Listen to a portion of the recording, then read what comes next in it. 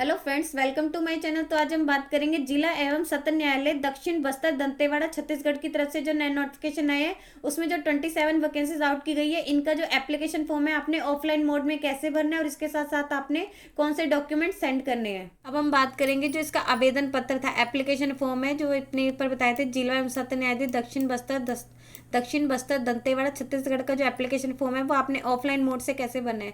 जैसे आप जाएंगे तो आपको जो इसकी ऑफिशियल वेबसाइट पे है वहाँ पे आप इसका नोटिफिकेशन डाउनलोड करेंगे तो इसके जो 12 पेज है, 12 पेज पे जो आपको इसका एप्लीकेशन फॉर्म आ जाएगा, वहाँ से आपने इसको डाउनलोड करके प्रिंट निकलवा लेना है।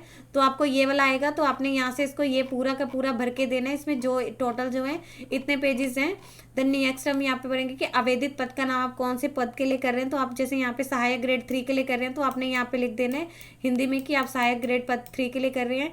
यहाँ पे आपने अपनी फोटो लगा देनी है, नवीनतम पासपोर्ट साइज फोटो लगा देनी है। उस पर जो आपका नेम एंड दिनांक सहित होने चाहिए। आपने अपनी फोटो सिग्नेचर भी करनी है और आप पीछे आपने अपना नेम एंड दिनांक जो भी डेट है वो लिख देनी है और उसके ऊपर आपने साइन भी करने हैं। देन नेक्स्ट यहाँ पे आ जाएगा आवेदक का पूरा नाम, हिंदी में उन्होंने लिखना है, जो भी यहाँ पे उन्होंने लिखा है कि हिंदी में लिखना है तो यहाँ पे उसका नाम आ जाएगा। जैसे यहाँ पे राम लिख दिया है। देन नेक्स्ट इन्होंने लिखा है कि अंग्रेजी के ब्लॉक लेटर्स में, यहाँ पे आपने जो है ब्लॉक लेटर्स में लिखना है जो भी कैंडिडेट का नेम है। देन यहाँ पे लिखना है कि लिंग पुरुष संकेतक या महिला संकेतक। जैसे यहाँ पे लिखा है कि पुरुष संकेतक तो यहाँ पे आपने 1 लिख देना है। देन यहाँ पे पिता या पति का नाम तो आपने पिता करके यहाँ पे उनका नाम लिख देना है जो भी होगा हिंदी में। देन यहाँ पे पत्र व्यवहार का वर्तमान पता, अगर आप कहीं पे अभी टेम्परेरी तौर पे रह रहे हैं कहीं बाहर तो आपने वो वाला एड्रेस यहाँ पे लिख देना है, वो हिंदी में लिखना है। यहाँ पे लिखे कि जो भी आप करेगा वो आपने हिंदी में विद पिन कोड के साथ लिख देना है। देन नेक्स्ट यहाँ पे स्थायी पता आ जाएगा कि आप कहीं पे परमानेंट है, वो आपने यहाँ पे अपना परमानेंट एड्रेस लिख देना है। जो भी आपका डॉक्यूमेंट में होगा वो भी आपने अपना पिन कोड सही लिख देना है, जो भी आपका पिन कोड होगा।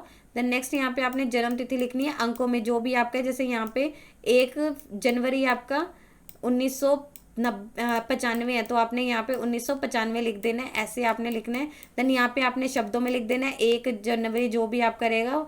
नेक्स्ट यहाँ पे आ जाएगी आपकी जो आयु है 1 जनवरी 2022 तक कितने आप वर्ष के हुए हैं, कितने माह के हुए हैं, कितने दिन के हैं, वो आपने यहाँ पे लिख देने हैं।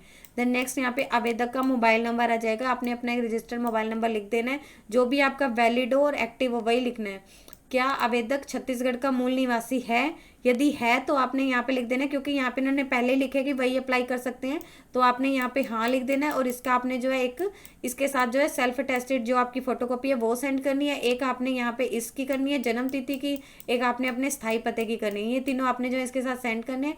नेक्स्ट लिखे कि अगर वो इनकी कोई भी इन्होंने बताया कि इनमें आता है, जैसे अनुसूचित जनजाति, अनुसूचित अन्य पिछड़ा वर्ग तो आता है, यदि हाँ है तो आपने हाँ लिख देना है और आपने जो इसका रेलिवेंट सर्टिफिकेट है वो भी इसकी सेल्फ अटेस्टेड कॉपी करनी है। देन यहाँ पे आपने नाम कर देना है कि कौन सा है। क्या आवेदक दिव्यांग है, यदि हाँ है तो आपने हाँ कर देना है, अगर नहीं है तो आपने नहीं कर देना है। देन यहाँ पे आपने कर देना अगर हाँ है तो कौन सी प्रकार एंड कौन सी प्रतिशत, कितनी प्रतिशत है वो आपने यहाँ पे लिख देनी है। देन नेक्स्ट है कि आवेदक भूतपूर्व सैनिक है, यदि हाँ है तो आपने इसका जो, अगर आप हाँ लिखते हैं तो आपको इनके रेलिवेंट सर्टिफिकेट अटैच करने होंगे सेल्फ अटैच, अगर नहीं है तो आपने यहाँ पे नहीं लिख देना है।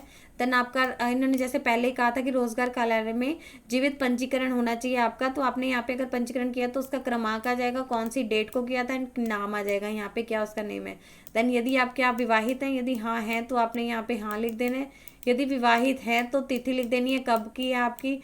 देन यहाँ पे जीवित बच्चों की संख्या लिख देनी है, 2 है, यहाँ पे आपने लिख देने हैं कि हाँ। फर्स्ट में आपने लिख देना 1 क्या नेम है उसका, जैसे जो भी नेम होगा, कौन सा लिंग एंड क्या उसकी जन्म तिथि है। अगर 2 है तो यहाँ पे आपने लिख देना है, उनके डिटेल्स आ जाएगी। देन यहाँ पे आपकी शैक्षणिक योग्यता आ जाएगी, 10th से आपने स्टार्ट कर देनी है कि यहाँ परीक्षा का नाम, जैसे 10th उत्तीर्ण होने का कब आपने पास की थी, कौन से बोर्ड से की थी, कौन कौन से सब्जेक्ट थे, कितने मार्क्स एंड कितने प्रतिशत थे। यहाँ पे आपकी 12th की आ जाएगी, आपने ऐसे करते जाना है। यहाँ पे आगे सारी वही डिटेल्स आ जाएंगी। यहाँ पे आपकी स्नातक की आ जाएगी कि कौन से ईयर में पास किए, कौन से बोर्ड से थी, कौन से विषय थे, उसमें कितने प्राप्त, टोटल मार्क्स कितने थे, उसमें से कितने आए, यहाँ पे कितने प्रतिशत है। देन नेक्स्ट यहाँ पे आ जाएगी क्या आवेदक शासकीय, अगर है तो आपने हाँ कर देना है, अदरवाइज आपने नो कर देना है, यहाँ पे नहीं।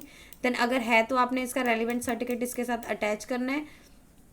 यहाँ पे आ जाएगा कि आपने इसके साथ साथ कौन से जो डॉक्यूमेंट हैं वो अटैच किए हैं, यहाँ पे आपने लिख देने हैं प्रमाण पत्र नीचे के अनुक्रम में अलंकित करें। जो भी आपने किया हुआ है प्रमाण पत्र का संलग्न है तो आपने लिख देना है कि हाँ संलग्न है। अगर जैसे हाई सेकेंडरी स्कूल यानी आपने ऊपर जैसे मैंने कहा था कि 10th की आप कर रहे हैं तो आपको करना है, तो आपने यहाँ पे लिख देना संलग्न है।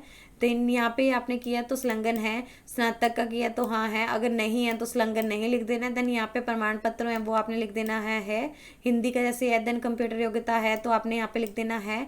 छत्तीसगढ़ का आपने लिख देना है। मूल निवास प्रमाण, स्थायी जाति प्रमाण पत्र है, दिव्यांग है तो आपने लिख देना अगर नहीं है। पंजीकरण है। अगर अन्य जो भी आपने सेंड करने हैं ये सारे आपने जो है इनके साथ जो भी आप लिखेंगे वो डॉक्यूमेंट सेंड करने हैं। इसके साथ इन्होंने बताए थे आपको 2 एनवलप भी सेंड करने हैं जिन पे 5 रुपए की आपने जो है टिकट लगानी है, उस पर अपना एड्रेस एंड अपना नेम लिख के करने हैं। देन यहाँ पे इन्होंने इसका अंडरटेकिंग दे रखे कि जो भी मैंने इस प्रमाण पत्र में विवरण दिया उसकी जानकारी और विश्वास के अनुसार सत्य है। यदि उसमें कुछ भी झूठ या गलत पाया जाता है तो मेरे उम्मीदवार को जो है कैंसिल किया जा सकता है। यहाँ पे आवेदन का हस्ताक्षर आ जाएंगे यानी उनके सिग्नेचर है। यहाँ पे उन्होंने अपने नेम के साथ पूरा एड्रेस लिख देना है। यहाँ पे मोबाइल नंबर आ जाएगा एंड ईमेल आ जाएगी।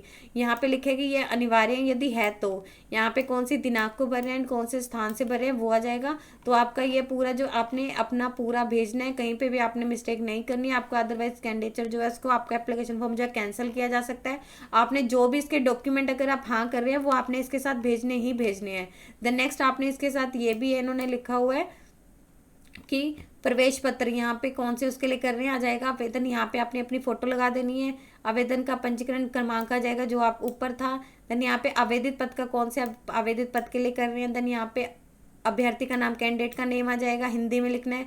यहाँ पे पिता का नेम आ जाएगा जो भी आपने लिखा होगा अपने डॉक्यूमेंट में, कौन सा वर्ग है कौन सी कैटेगरी है। अन्य जनजाति है तो आपने यहाँ पे अन्य जनजाति लिख देनी है। देन यहाँ पे आ जाएगा, यहाँ पे कैंडिडेट के सिग्नेचर आ जाएंगे जो भी उन्होंने मतलब यहाँ पे इन्होंने अभी नहीं करने हैं। यहाँ पे इन्होंने इसके रिगार्डिंग कुछ इंस्ट्रक्शंस दे रही है कि कैंडिडेट को जब भी बुलाया जाएगा तो उन्हें परीक्षा केंद्र में परीक्षा आरंभ होने से 1 घंटा पूर्व उपस्थित होना है। विलंब होने में अगर वो लेट आते हैं तो उनको परीक्षा पत्र में बैठने की अनुमति नहीं दी जाएगी। और आपने जो ये लेके आना है जब भी आपका एग्जामिनेशन यानी जब भी आपका एग्जाम होगा तब आपने लेके आना है। यहाँ पे हमने स्पेशली कोई परीक्षा के दिन परीक्षार्थी को अपना प्रवेश पत्र जो है लाना अनिवार्य है। परीक्षा में केवल काले अथवा नीले बॉल पेन का ही प्रयोग करें। और जो आवेदन पत्र के यहाँ पे लिए कि पंजीयन क्रमांक और जो अनुक्रमांक की जानकारी आप इसकी ऑफिशियल वेबसाइट से भी जाके प्राप्त कर सकते हैं। यहाँ पे आपको जो है मिल जाएगी अगर आपको चाहिए। देन यहाँ पे लिखे कि आपको किसी प्रकार का कोई अस्त्र शस्त्र कागजात या चीट या पुस्तक, notes, calculator, mobile, log table, Bluetooth आदि रखना अवर्जित है। अगर आप कुछ भी ऐसा लेके आते हैं तो आपको जो है परीक्षा से वंचित कर दिया जाएगा और इसके लिए कैंडिडेट खुद रिस्पॉन्सिबल होगा।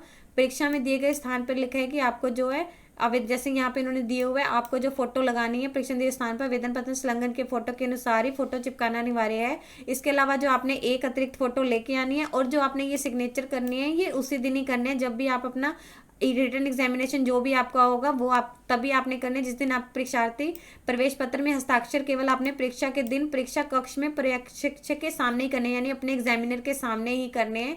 ये आप करेगा। ये दोनों चीजें जो आपको इसकी ऑफिशियल वेबसाइट से मिल जाएंगी तो ये आपने लेके जाना है और जस्ट आपने ये सेंड करना है। जैसे आपने ये अपना एप्लीकेशन फॉर्म सेंड करना है जो भी इसके साथ ओरिजिनल डॉक्यूमेंट है ये आपको जब भी आपका एग्जामिनेशन होगा तब आपको लेके जाना है। और ये आगे कुछ नहीं भरना है, जस्ट आपको जो भी इतनी डिटेल्स है यही भरनी है। यहाँ पे आपने ये लगाना है। इसके अलावा जो है एक इसके साथ जो है आपने फोटो अपने साथ एक्स्ट्रा लेके जानी है जब भी आपकी परीक्षा होगी। यदि आपको इससे रिलेटेड और अधिक जानकारी चाहिए तो आप इसकी ऑफिशियल वेबसाइट पर जाकर चेक कर सकते हैं जिसका लिंक मैं आपको डिस्क्रिप्शन बॉक्स में डाल दूंगी। यदि आपकी इस वीडियो से रिलेटेड कोई भी क्वेरी है तो आप हमें कमेंट सेक्शन में लिख के बता सकते हैं।